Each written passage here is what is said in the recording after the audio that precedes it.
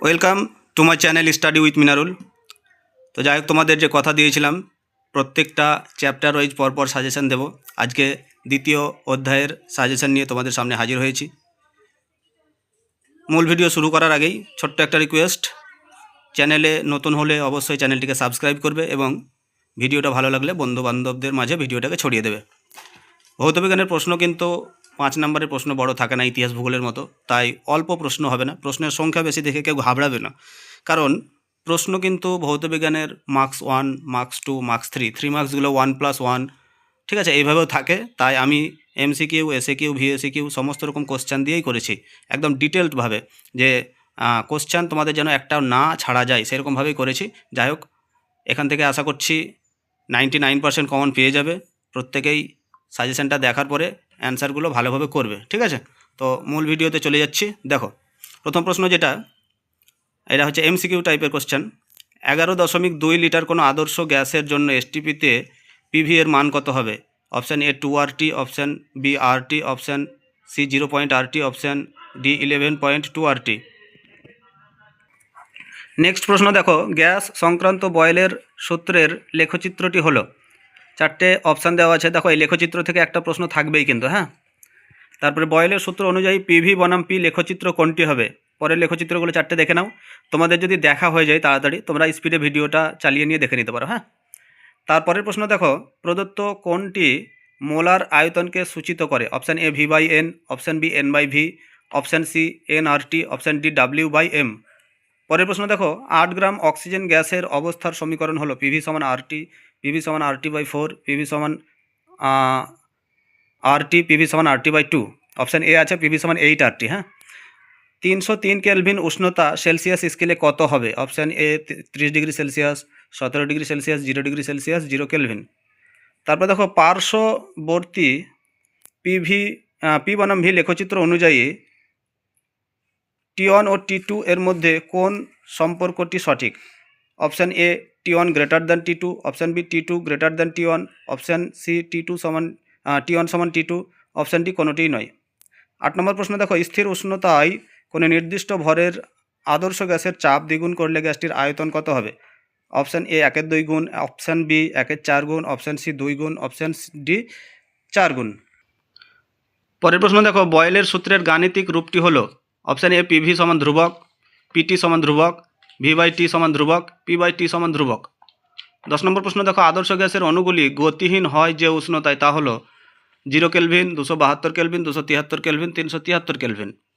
তারপরের প্রশ্ন দেখো, PV বনাম P লেখচিত্রের প্রকৃতি। P অক্ষের সমান্তরাল সরলরেখা, V অক্ষের সমান্তরাল মূলবিন্দুগামী সমপরাবৃত্ত, ওটা Y অক্ষ হবে, হ্যাঁ, Y অক্ষের সমান্তরাল।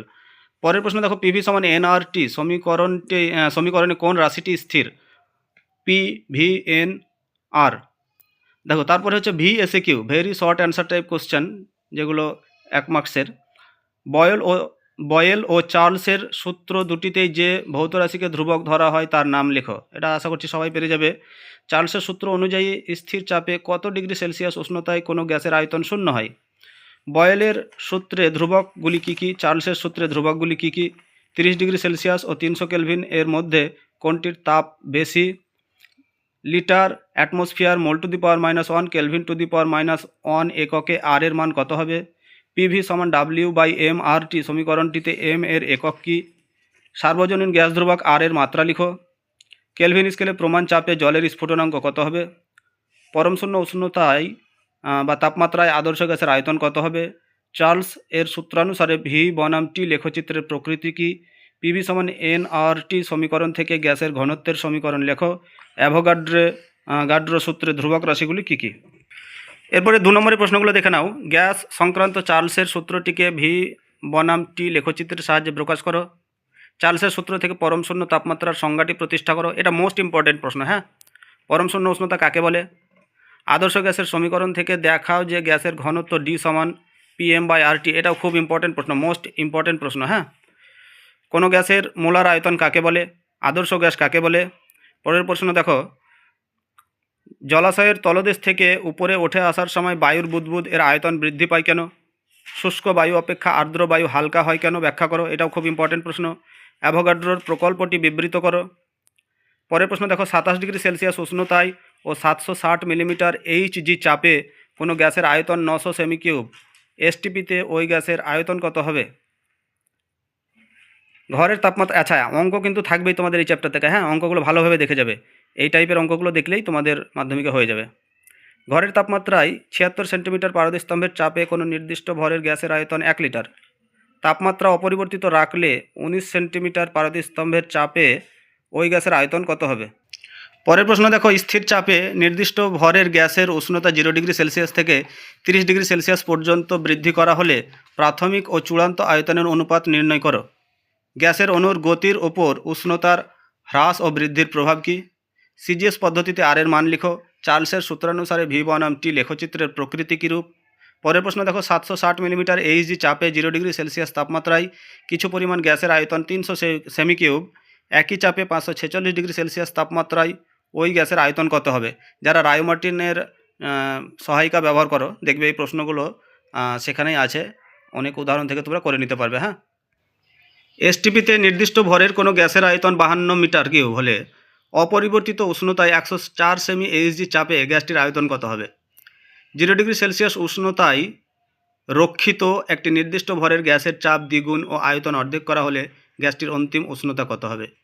কোনো গ্যাসের 1 গ্রাম 7 ডিগ্রি সেলসিয়াস উষ্ণতায় ও 2 অ্যাটমসফিয়ার চাপে 410 ml আয়তন অধিকার করে, গ্যাসটির মোলার ভর নির্ণয় করো।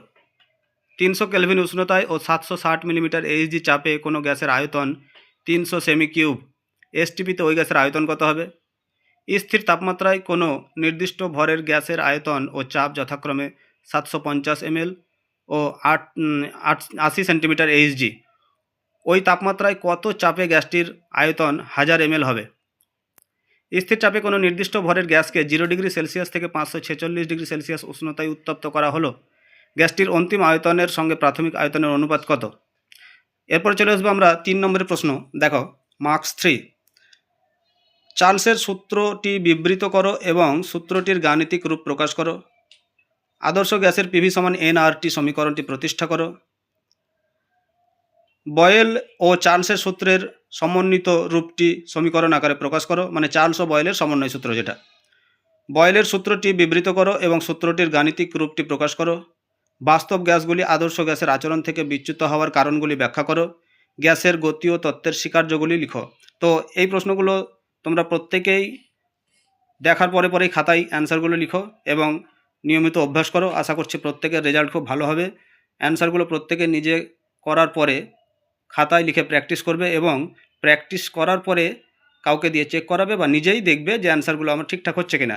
একবার লেখা 7 বার পড়ার সময়, তাই প্রত্যেককে তোমাদের রিকোয়েস্ট করব প্রত্যেকে অ্যান্সারগুলো কিন্তু লিখবে, লিখার পরে তারপরে আবার প্র্যাকটিস করবে।